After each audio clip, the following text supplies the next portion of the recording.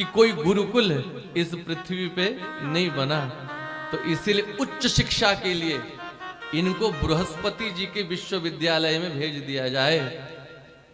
तो स्वर्ग चले गए पढ़ने के लिए, बृहस्पति जी से ब्रह्म विद्या सीख करके आए हैं।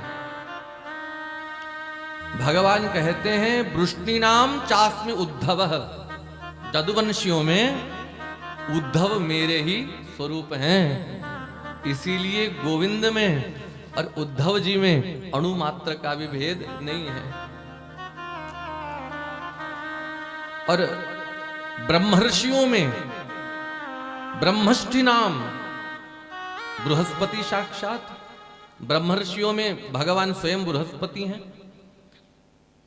तो ये पढ़ लिख करके पीएचडी करके और एमफिल करके बृहस्पति जी के पाठशाला से आए हैं, जिनके बारे में भगवान कहते हैं ये उद्धव मुझे जितने प्रिय हैं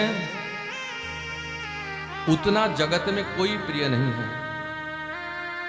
न तथा में प्रियतमो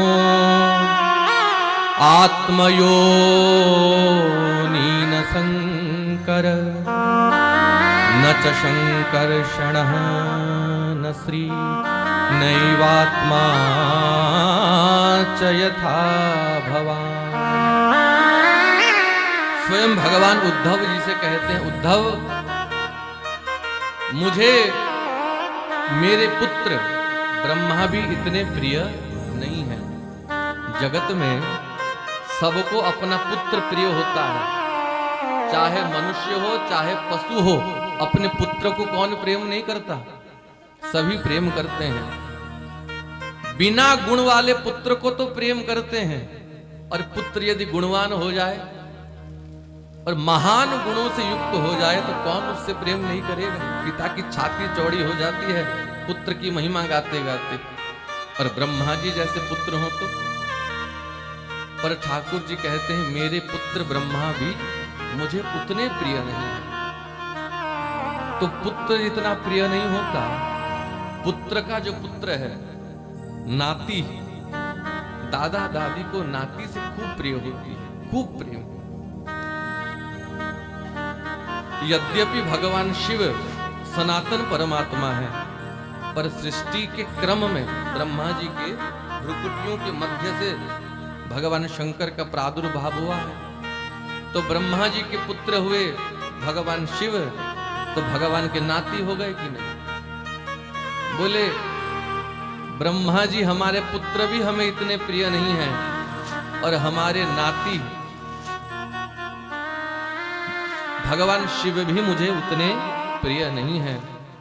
औरों की बात छोड़िए, कृष्ण बलराम की कैसी प्रीति है, दोनों भाइयों में कैसा प्रेम है, क्या कोई मुख से कह सकता है? और ठाकुर जी ने कह दी न च शंकर्षण, ये शंकर्षण, ये दाऊ भैया, ये दाऊ दादा भी मुझे इतने प्रिय नहीं हैं। तो मान लीजिए माता पिता प्रिय ना हो, पुत्र प्रिय ना हो, नाती प्रिय ना हो, भाई प्रिय ना हो, पर घरवाली तो सबको प्रिय है। पर भगवान कहते हैं लक्ष्मी जी, रुक्मिणी जी भी मुझे इतने प्रिय नहीं हैं। मेरा यह चतुर्भुज स्वरूप भी मुझे उतना प्रिय नहीं है कि जितना प्रिय है उद्धव तुम मुझे हो। तो ऐसे भगवान के बहुत प्रिय हैं, बहुत स्नेह करने वाले हैं। वृष्णीनां प्रवरो मंत्री कृष्णस्य दयित सखा, जदुवंशियों के महामंत्री हैं। यद्यपि ठाकुर जी को किसी की सलाह की आवश्यकता नहीं है, फिर भी भगवान जो कुछ भी करते हैं उद्धव जी से पूछ के करते हैं। उद्धव तुम बताओ क्या करें? और उद्धव जी जो जो जैसा जैसा बताते हैं ठाकुर जी वैसा वैसा करते हैं। दयित सखा किसे कहते हैं? दयित सखा दैत सखा माने प्राण सखा, प्राणों से जो प्रिय हैं वो दैत सखा। उद्धव जी भगवान के प्राण सखा हैं। और शिष्यो बृहस्पतिर साक्षात उद्धवो बुद्धि सत्तमः। उस समय के जितने भी ब्रह्मवेता, ब्रह्मर्षि कह दो, राजर्षि कह दो, महर्षि कह दो, उद्धव जी से बड़ा ब्रह्म ज्ञानी उस समय इस पृथ्वी में दूसरा कोई नहीं था। इतने बड़े ब्रह्म ज्ञानी थे उद्धव जी। तो उद्धव जी पहुंचे ठाकुर जी के पास और ठाकुर जी को देखा कि ठाकुर जी थोड़े उदास हैं, गोविंद थोड़े उदास हैं। तो उद्धव जी ने पूछा कि गोविंद आप उदास क्यों हो? क्या आपको मथुरा में व्यवस्था में कोई असुविधा है, कोई विघ्न है? बताइए। क्योंकि प्रभु आपको दूसरा कोई जाने न जाने, हम आपको भली भांति जानते हैं। आप स्वयं परिपूर्ण सनातन ब्रह्म हो। और ब्रह्म के लक्षण जो शास्त्रों में हैं, ब्रह्म को ना सुख की अनुभूति होती है ना दुख की अनुभूति होती है। इसीलिए कन्हैया उचित नहीं है इतनो, माया ममता मोह प्रसार। औरन ते तो कहो अहेय, सपनों सो संसार। पूज्य बक्सर वाले मामा जी के पद हैं। कन्हैया आप तो दूसरे से कहा करो कि मोह आसक्ति बंधन का मूल है, और आप ही स्वयं ऐसे मोह में पड़े हुए हो, आप स्वयं रो रहे हो, यह उचित नहीं है।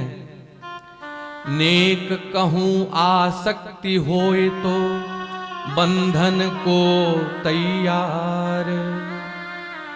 कन्हैया उचित नहीं है इतनो, माया ममता मोह प्रयास।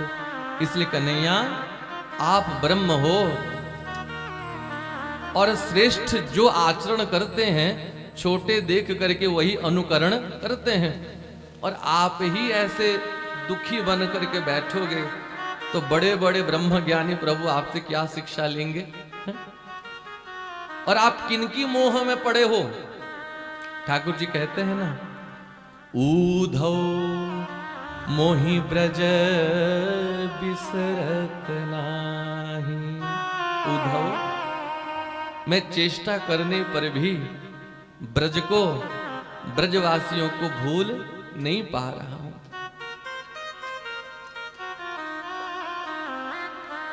भोरे भारे ब्रज के वासी, गोपी गोप गवार। बसे प्राण में तन में मन में, नस नस में संचार।